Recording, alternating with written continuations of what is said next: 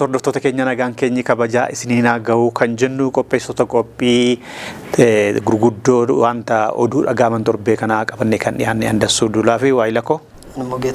Geetoo lamaa yoo illee taaneetudha dilbatarraa gurraan sin ga'uuf ijaan sin ga'uudhaaf kan qabannee dhiyaanne isinii dhiyeessina looniin turaan affeerraa keenyadha.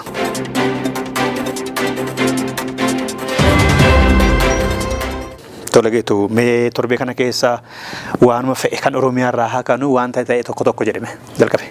Egaa gara torban kana keessa kan dhagahame gadaan michillee walharkaa fuudhiinsa gara baallii gara gadaa birmajjitti taasisuuf jiilarra jira torban dabarsine kana keessa godina Shawaa Lixaa aanaa noonnootti sagantaa walharkaa fuudhiinsa baallii michillee gara baallii birmajjitti daddabarsuuf miseensonni gadaa galma giddu gala aadaa Oromoo jaannoonnotti walitti qabamanii jiilarra jiru.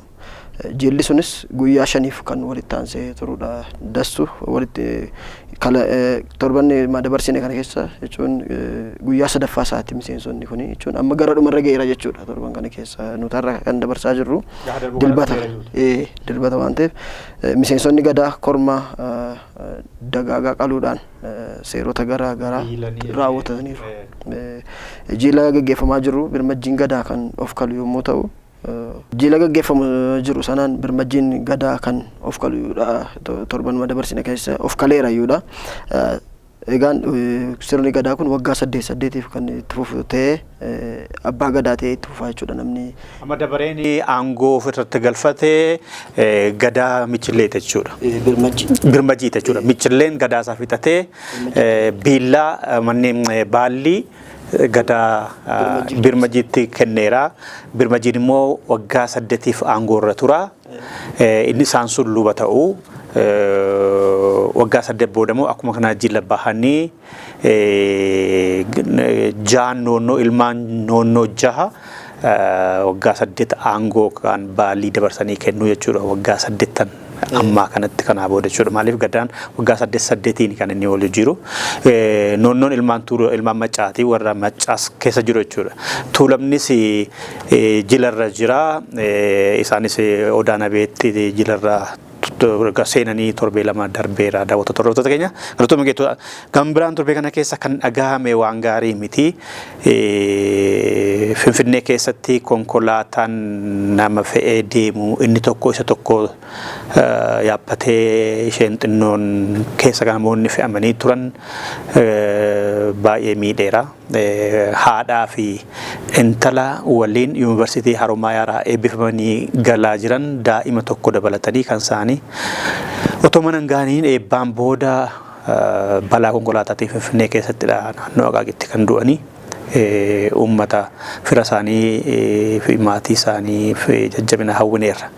Kabiraan torbee kana keessa Finfinnee naannoo gara sulultaatti kan deemu bakka sakatteensi godhamu sana otoo hin gahin achuma naannoo sanatti konkolaataan kireenii fe'ee deemu tokko konkolaataa nama fe'ee deemu irratti kufee namoonni achi keessa jiranis miidhamanii toon taane haala nama suukanneessaa ta'eenidha kan isaan du'an torbee kana keessa waan fokkisaa ture. Kun baay'ee nama gaddisiisa. Maatii isaaniif gadda hawwineerra. Egaa kan itti aanu kan torban kana keessa dhagahame hidhattoonni faannoo Amaaraa jedhamuun of waaman naannoo Giddaa Ayyaanaatti namoota yookaan qaamolee nageenyaa 7 ajjeesudha. Torban dabarsine kana keessa kan dhagahame qaamoleen nageenyaa sun konkolaataa uummataa gara Finfinnee imalaa ture osoo geggeessaniiti. Akkuma beekamu gara biyya yeroo magaalaa gara biyyaatti gaggalan konkolaataan mootummaa konkolaataa uummata deddeebisaa waan geggeessuuf sodaa jira jedhamu waan geggeessuuf yeroo sana isaan immoo eeggatanii da'oo qabatanii qaamolee nageenyaa akkasumas milishoota nama 7 waliin ajjeesuu isaaniiti kan dhagahame torban kana keessa. Konkolaataa taataa deddeebisa uummataa ta'e Giddaarraa gara Finfinnee uummata deddeebisuun osoo ajjabamanii deemanii konkolaataa poolisii aanaatiin fi milishaatiin osoo wal duukaa deemaa jiraniiti kan isaan ajjeefamanii finxaalessonni rukutanii ajjeesudha. Torban kana keessa kan dhagahame akkuma beekamu Oromiyaa keessatti kan uummata fixaa ture faannoo Amaaraa warra jedhamanidha. Yeroo sanatti qaamni mootummaa waan jedheen qabu dhufee qaama mootummaa irrayyuu gahaa dhufeera waan tokko hundeessu. Ani Wallaggaan Oromoo kun nama gaddisiisa. Bumargeta ajjeesa. Amma immoo mana mootummaayyuu seenedha. Kanaan dura biraa jedhamaa ture. Kanaaf ani mootummaan maaf akka callisee ilaalu hin jiru. Amma Wallagga keessatti faannoo Wallaggaa jedhanii of ijaaranitti yoggaa uummatni konkolaataan ukkaanfamee maallaqa irraa fuudhanii nama qeerraa buqqisanii godina lamaanuu Wallagga Bahaa fi Horroo Guduruu Wallaggaa keessatti yoggaa iraarsi waggaa 6 guutuu irra gahu mootummaan callisaa ture. Amma immoo poolisii 3 fi milishoonni 4 isaaniin ajjeefamaniiru kan jedhamu oduun torbee kana keessa dhaga'eera. Ani maaliif ofirraa dhowwuu akka dadhabame ifaa miti. Garuu nama gaddisiisaa lubbuu darbe isaaniifis fira isaaniif maatii isaaniif hawwineerra daawwattoota hordoftoota keenya ammas nu waliin turaa jenneerra. Kabiraan torbee kana keessa kan dhaga'ame gara Kaabaatiinidha. Baay'een oduun kan jiru Oromiyaa keessa badaa oduun gurguddaa jedhamee gabaafamuu hin turre. Gama Kaabaatiin dhaabbanni mootummoota gamtoomanii jaarmiyaa inni Itoophiyaa keessaa qabu keessaa tokko hojii kiyyaa gama kaaba dhiyaa Tigraayitti hojjedhaa ture waajjira koo guddicha kan shiree jiru cufeera jedheera jaarmiyaan suni.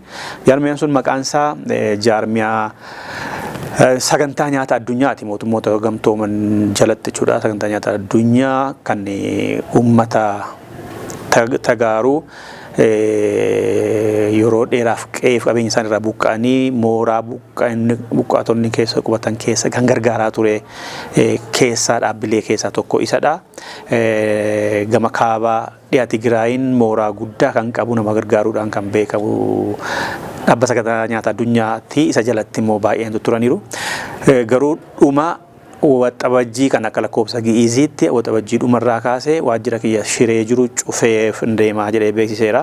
Isa shiree jiru cufeeni kan Maqalee taa'eetaniin to'adha waan gochuu danda'u hojjedhaa jedhee sababiin isaa immoo inni cufuuf dirqame akka maallaqa yookaan baajeta ittiin hojjetu dhabuu isaati kan inni eere. Kanaaf humna kiyya akka haaraatti qindeeffadheen hojii hojjechuu danda'u jedha malee sababa baajetaatiin nama gargaaruuf deemaan jiru. Kanaaf hojjettoota illee hir'iseen akka haaraatti hojjechuuf deemaa jedheera. Warra gargaaraman sana warra uummata qeerraa buqqa'an sana akka waliigaltee dhaabbileen gargaarsaa mootummaa federaalaa faana ta'anii waliigaltee tolfatanitti bara darbe 2024 keessa warra gargaaramuu qabanii karaa dhaabbilee gargaarsaa namaaf gamtoomanii waliin ta'anii jiranii karaa isaanii akka kennamu kan ta'u malee ani nyaata raabsuu dhiiseera jedheera. Garuu nyaata kanan kennu immoo mana barumsaa keessatti barattootaaf nyaata kennuu naannoo sana keessatti jechuudha. Nyaata kennuu ittan fufaa jedhee torbee kana keessa beeksiseera. Kan na bira jiru immoo gidduu kanas baankiin daldala Itoophiyaa namoota baankilee biyya alaa jiraniin kottaan waliin hojjedhaa jechuudhaan waamee yookaan gaafatee jira torban dabarsine keessa. Akkuma beekamu baankiin daldala Itoophiyaa dur abbootii qabeenyaa yookaan investorootaafidha kan inni wajjin hojjechaa ture. Amma immoo kottaa jechuudhaan warra ala jiran waamee jira. Kan ammoo kan jedhe waxabajjii 2025 irraa kaastanii dhuftanii ulaagaa kana guutuu kan dandeessan nu waliin hojjechuu dandeessu.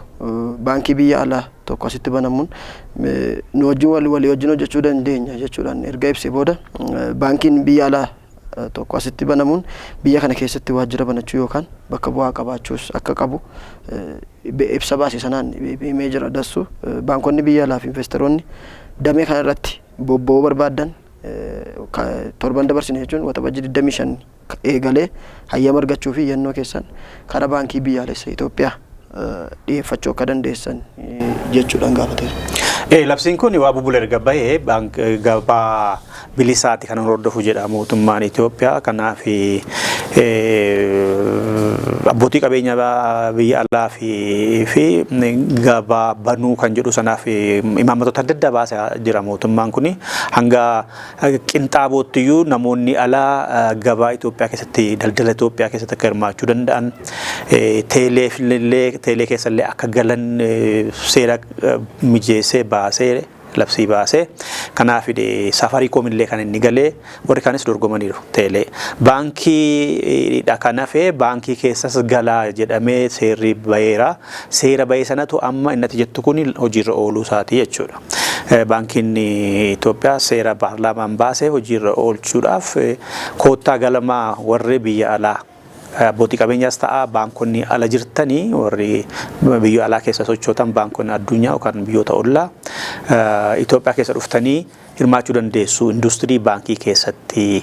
Kana gochuudhaaf immoo ulaagaleen sinirraa eegamu asitti waajjira banachuu qabdu. Impaare kana keessatti Itoophiyaa keessatti yookaan immoo damee banachuu qabduudha.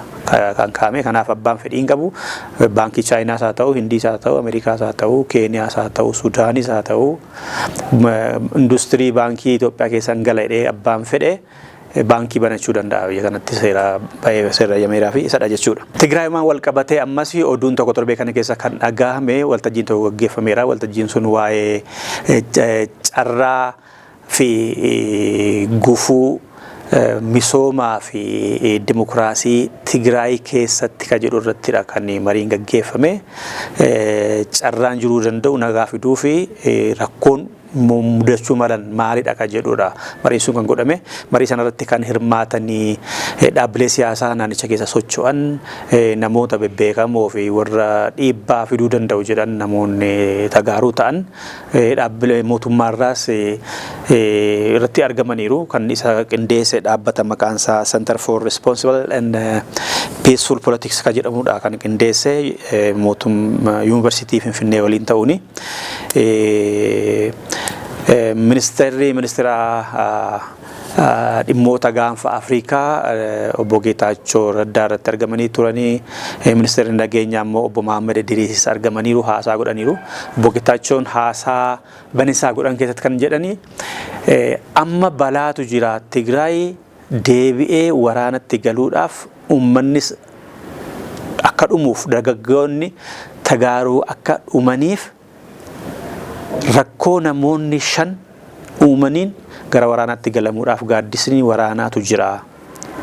Namoota quba harka tokko hin caalleen dhaaba siyaasaa keessa warra jirantu naannichaa fi uummata naannoo sanaa ficcisiisuudhaaf qophiitu godhamaa jira.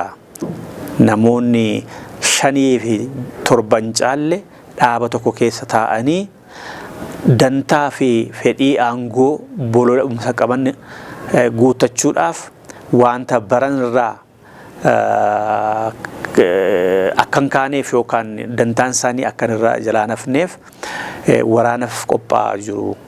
Kanaaf uummanni Tigraay duumessa waraanaa jala jira. Kanaan duras dhumeera.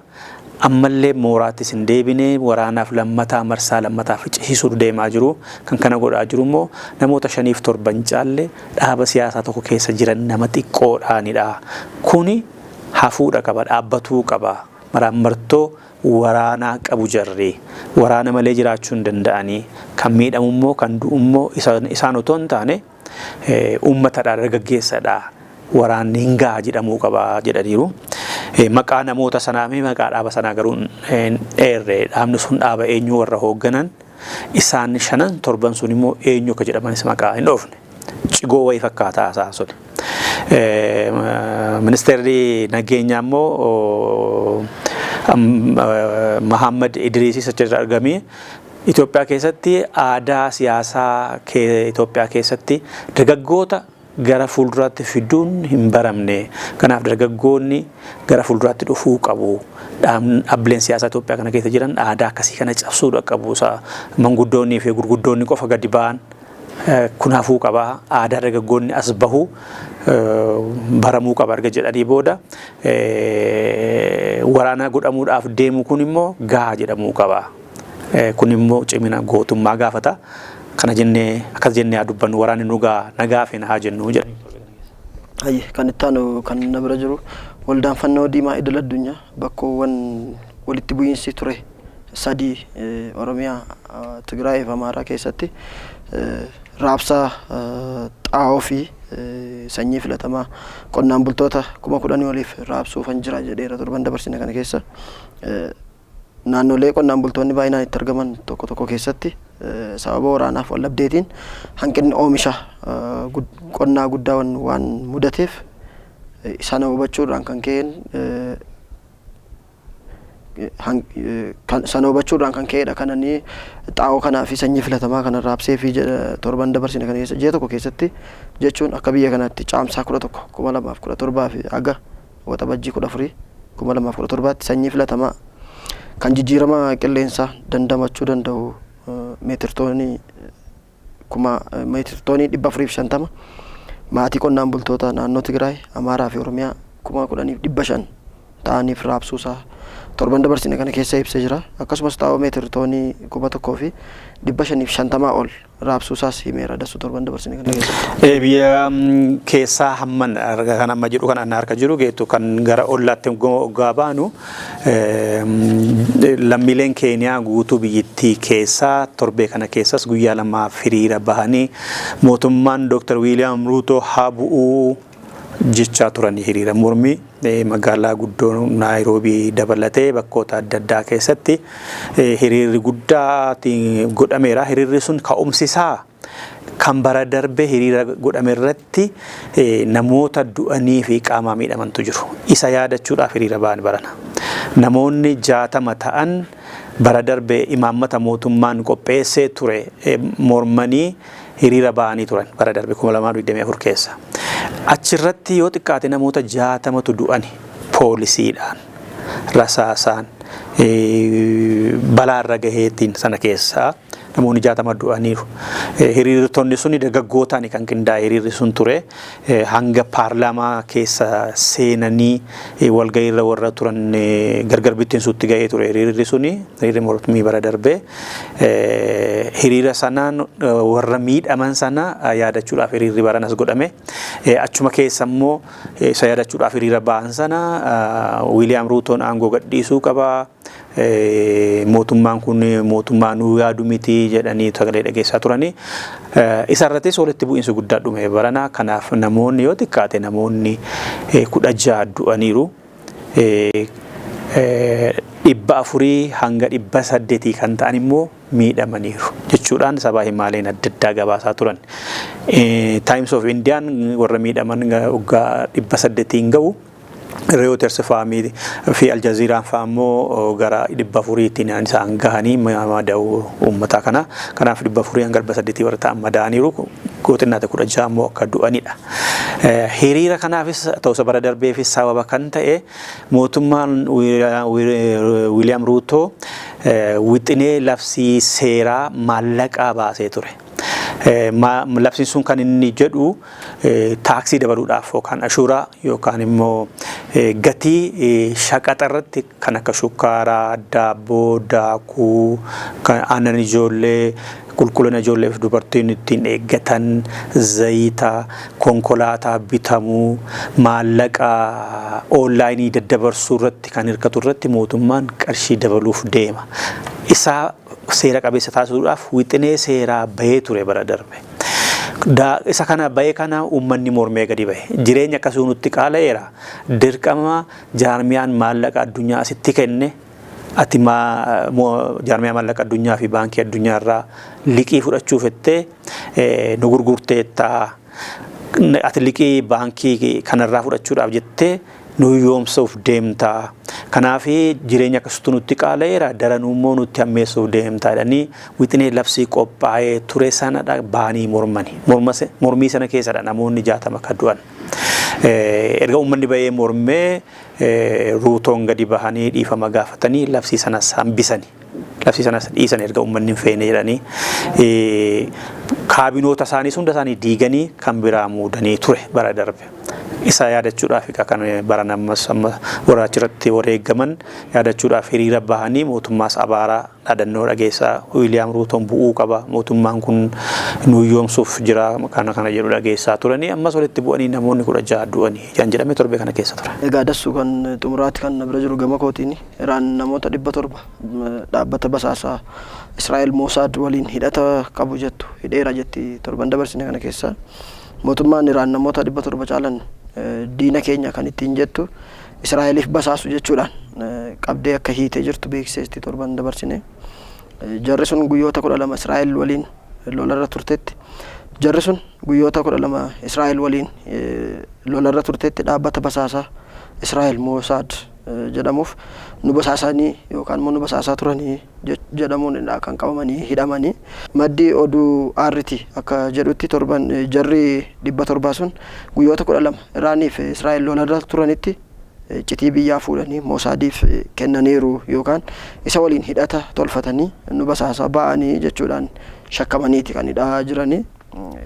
Oduun biraan karaa biraati gama biraatiin immoo Ameerikaan buufanni gabbisa niwukileeraa Iraan kan Fordoo jiru boombii kiyyaan barbadaa'eera yeroo jettu Iraan immoo gama isheen buufata sanarra miidhaan hagana jedhamu waan hin geenyedha garuu akka itti bu'ameera garuu miidhaan akka Ameerikaan jettuun hin miidhamne jechuudhaan dubbatte torban. Kanuma wal qabatee wal fakkaatu inni xumuraan bira jirus kanuma wal qabataa dubbii lola Israa'elii fi Iraan guyyaa 11f erga wal waraananii booda samiirraa erga walitti fuguggisanii walitti darbatanii wal fixanii booda lola dhaabneerraa kan jedhan torbeema kana keessa ture gaafa guyyaa 11ffaati. Gaafuma lola dhaabamee jedhamu sana Iraan Israa'el qofatoon taane mooraa qubsuma waraana Ameerikaa kan Iraaqii fi Qaataar jiru keessadha kan isheen rukuttee darbattee Ameerikaan fi Qaataar misaa'ilota 19 nutti darbatamee achi keessaa 18 qolanneerra jedhaniiru. Iraanis akka rukutteettu amanteetti. Kan jedhame garuu lamaan iyyuu dursa walitti himaniiru. Akkuma tettema Fordoo rukutuudhaaf Ameerikaan dursitee itti himtee turte. Iraan illee kan Dohaatti dhiyoo jiru sana rukutuudhaaf dursitee odeeffannoo kenniteefiitti. Kana jechuun Ameerikaanis dursitee wanta itti himameef waraanni ishee qophaa'ee eeggataa ture qolachuu irratti meeshaadhaani. Iraanis dursitee waan quba qabduuf gabbina nuukileera ishee kan 60 gaheera jedhamu sana bakka sana baaftee baqachiifteetti ka jedhanii xiinxalan oduunsaas kan dhagahame torbee kana keessa. Kanas ta'e sana erga buufanni waraanaa Ameerikaa rukutamee booda Trump goytuma sana Ameerikaa, Israa'elii fi Iraan lola dhaabuudhaaf walii galaniiru jedhani gumaan bahan jenne. Akkuma buufanni waraana isaanii rukutameen dilbatuma galgala saadha kan isaan lola dhaabuudhaaf biyyoonni lamaan iyyuu tolle jedhaniiru kan jedhani. Wixata saammoo Benjaamin Netanyahuun kaayyoon keenya galma gaheera nuukileera Iraanis balleessineerra kanaaf waan Trump nuun jedhan sana fudhanneerra lola dhaabna jedhanii labsaniiru. Dhugaa dubbachuuf kaayyoon Israa'elii galman geenye Israa'el kan kaate wanta lama galmaan gahuuf ture. Tokko mootummaa Iraanii amma jiru balleessuu Ayatolaa sana ajjeesuu jeneraaloota fixanii sirna jijjiiruu mootummaa Ameerikaa fi Israa'eliif gabbaru tokko ijaaruudha ture tokko dhaabuudha ture samma balleessite inni hin taane. Ayatolaanis hin duune wanni hin taane. Lammaffaa niwukileeraan balleessineerra jedhanii balleessuudhaaf ka'anii ture gaafa jalqaba dubbii kaastu Netanyahuun dubbatanii turan. Amma niwukileerri sunis kan barbadoofne inumaayyuu akka bakka jijjiirame kanaa booda deeggarsa Iraanii, Chaayinaa, Paakistaanii, Israa'elii fi Kooriyaa kaabaatiin daftee akka niwukileerii tolfattu gahuu danda'a. Lola kana inumaayyuu Iraantu injifatee jedhamee bal'inaan kan odeeffamaa ture isa kanadha. Maaliif qabeenyaas giddugala saayinsii fi giddugala basaasaa, giddugala qorannoon teknooloojii, giddugala ajaja waraanaa, giddugala ajaja basaasaa kan dinagdee Israa'el bakka hedduutti akka barbadaa'e bakka hedduutti manni magaalota akka Tel Aviv Haifaa keessaa Gaazaa akka fakkaatu ta'e namni hedduun akka biyyaa bahee Cyprus faatti baqatan kan dhagahame kun immoo dinagdee fi teknooloojii fi meeshaa waraanaa Israa'el Iraan garmalee akka miite. Daftee lola dhaabna kan jetteyyuu Israa'el akka ta'e waggaa dheeraa akka ishee gaafatu giddugala qorannoo kan waggaa 90 ta'eeru otoo Israa'el biyya akka biyyaatti hin dhaabbatiin bara 1931 kan hundaa'e giddugala innis daaraa ta'eera. Basaasni ishees maaliin ishees teknooloojiin ishees akka Iraaniin caalamteettu kan mul'isedha jedhamee torbee kana keessa bal'inaan dhaga'ameera. Kan biraan inni dhuma Israa'el gaafa dubbii kaaste jeneraalota 6 fi saayintistoota 3 ajjeeseera jettee maqaa kabaastee fi suuraa kan maxxansite keessaa kan raajii namatti ta'e jeneraalota du'aniiru jedhamanii eeraman keessaa 3 argamanii lubbuudhaan. Torbee kana keessa Iraan guyyaa injifannooti jettee injifannoo Israa'elii fi Ameerikaa irratti argatte sana kabajjeetti. Israa'eliin duuba Faransaay faatu, Ingilizii faatu turani, Jarman faa warra gara biyyoota 912 turani. Hindii mataa ishee dabalatee. Kanaaf biyyoota kan hundumaa mo'adhettee guyyaa injifannoo kabajjeetti. Guyyaa injifannoo torbee darbe kana keessa kabaja keessatti kamisa darbe jeneraalonni Israa'el ajjeesitteettu 3 lubbuun argamani. Ajjajaanuu waraana addaa yookaan eegdota warraaqsa Iraan jedhaman jeneraalli gorsaa Ayatollah Ali Khamenei fi waraana Iraan kan ta'an admiraal jeneraalonni sadanuu suuraan isaanii mul'ateera. Gaafa ayyaanni sun kabajame uummata keessatti jechuudha. Kunis soba warra dhiyaa fi kan Israa'eliiti jechisiiseera.